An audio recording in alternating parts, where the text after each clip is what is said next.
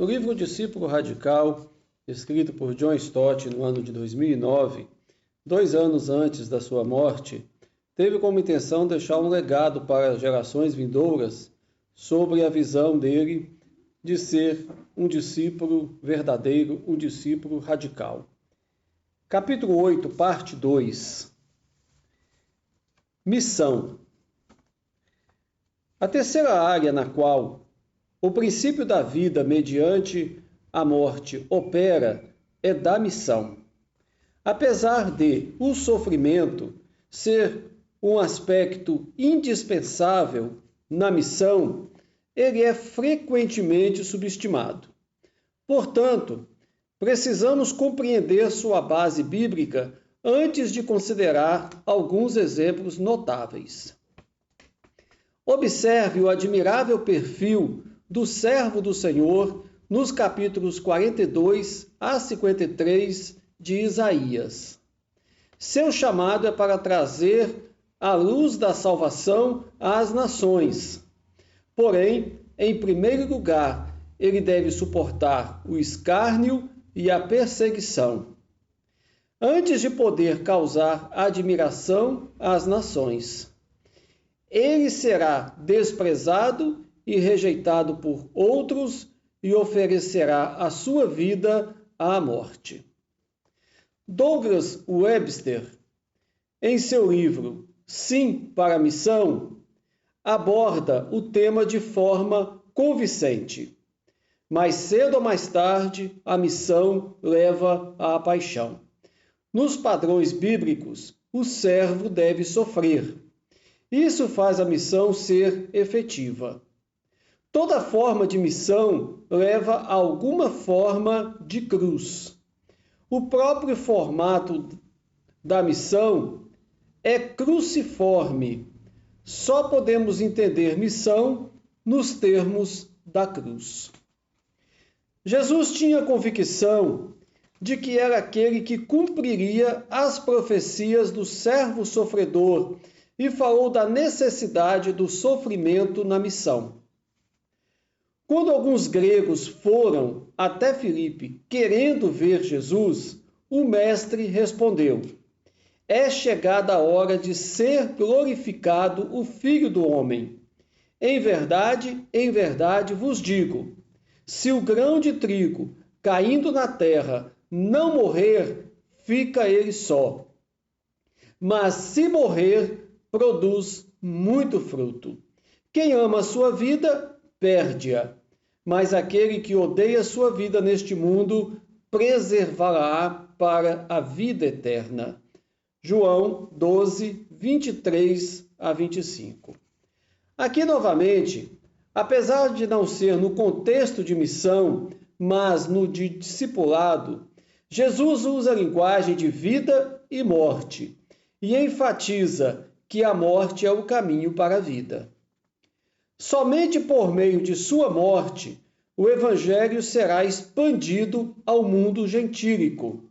A morte é o caminho para a frutificação. A menos que morra, a semente permanece sozinha. Porém, se morrer, ela se multiplica. Foi assim com o Messias e com sua comunidade. Aquele que me serve, siga-me. João 12, 26. Nossa base bíblica para o sofrimento missionário seria incompleta sem o apóstolo Paulo. Considere essa extraordinária declaração, de modo que em nós opera a morte, mas em vós a vida. 2 Coríntios 4, 12. Aqui o apóstolo ousa declarar que por meio de sua morte outros viverão. Ele está louco? É isso que ele quer dizer? Sim, é óbvio que seus próprios sofrimentos e sua morte não trarão salvação, como o sofrimento e a morte de Jesus Cristo. Em vez disso, as pessoas recebem a vida por meio do Evangelho, e os que pregam o Evangelho fielmente sofrem por ele. Paulo sabia do que estava falando. A boa nova que ele proclamava é que a salvação estava disponível para os judeus e gentios da mesma forma, somente pela fé. Isso gerou a oposição fanática dos judeus. Por isso, não é exagero dizer que os gentios deviam sua salvação à disposição que Paulo tinha para pregá-la, fielmente e de sofrer por ela. Ele estava pronto para morrer, para que eles pudessem viver. A história da igreja cristã tem sido composta por missionários ousados que arriscaram a vida por amor ao Evangelho e que, como resultado, viram a igreja crescer. Mencionarei 2 exemplos, um relacionado a uma pessoa e outro a um país inteiro. O primeiro é Adoniran Judson, de Mianmar, antiga Birmânia. Ao pedir sua futura esposa, Anne, em casamento, ele disse a ela: "Me dê sua mão para ir comigo para as selvas da Ásia e morrer comigo pela causa de Cristo." Eles chegaram a Rangoon em 1813 e imergiram na língua e cultura birmanesas. Somente depois de 6 anos, Adoniran sentiu-se capaz de pregar o primeiro sermão, e somente depois de 7 registraram o primeiro convertido. Ele precisou de 20 anos para traduzir a Bíblia toda para o birmanês. Também escreveu folhetos, um catecismo, uma gramática e um dicionário inglês-birmanês, que ainda está em uso. Seus sofrimentos foram intensos.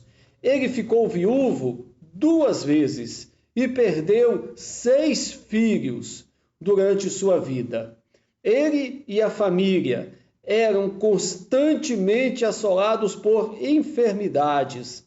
Durante a guerra anglo-birmanesa, suspeitaram que Adoniran fosse espião e ele ficou quase 2 anos preso, suportando as amarras, o calor e as condições precárias. Em 37 anos de serviço missionário, ele voltou ao seu lar nos Estados Unidos apenas uma vez. Apesar disso, como resultado de sua morte e sepultamento em solo birmanês, ele frutificou muito. No primeiro domingo, após sua chegada a Mianmar, em 1813, ele e Anne fizeram a ceia do Senhor juntos, porque não havia outros cristãos para convidar à mesa. Entretanto, quando ele morreu, 37 anos mais tarde, em 1850, deixou quase de 7.000 birmaneses e karens batizados em 63 igrejas.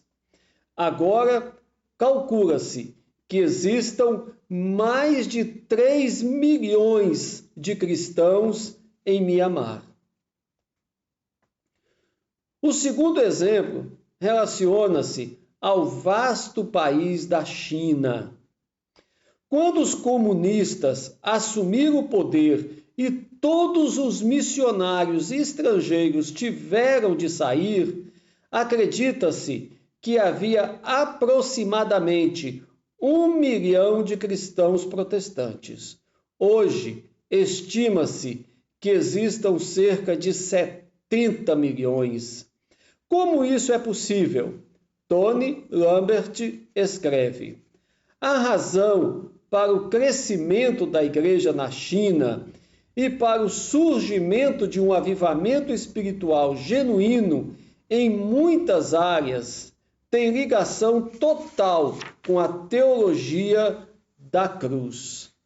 A mensagem integral da igreja chinesa é de que Deus usa o sofrimento e a pregação do Cristo crucificado para gerar avivamento e edificar a igreja.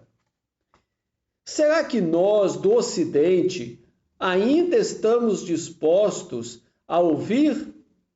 A igreja chinesa tem andado no caminho da cruz.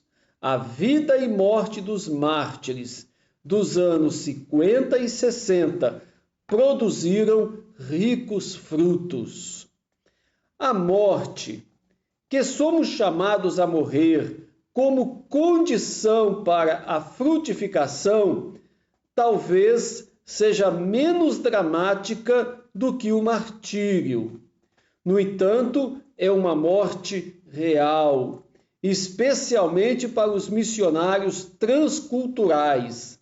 Para eles, pode ser a morte do conforto e da comodidade, da separação do lar e dos parentes, ou a morte da ambição pessoal ao renunciarem à tentação de ascenderem profissionalmente e contentarem em permanecer no ministério servil e humilde.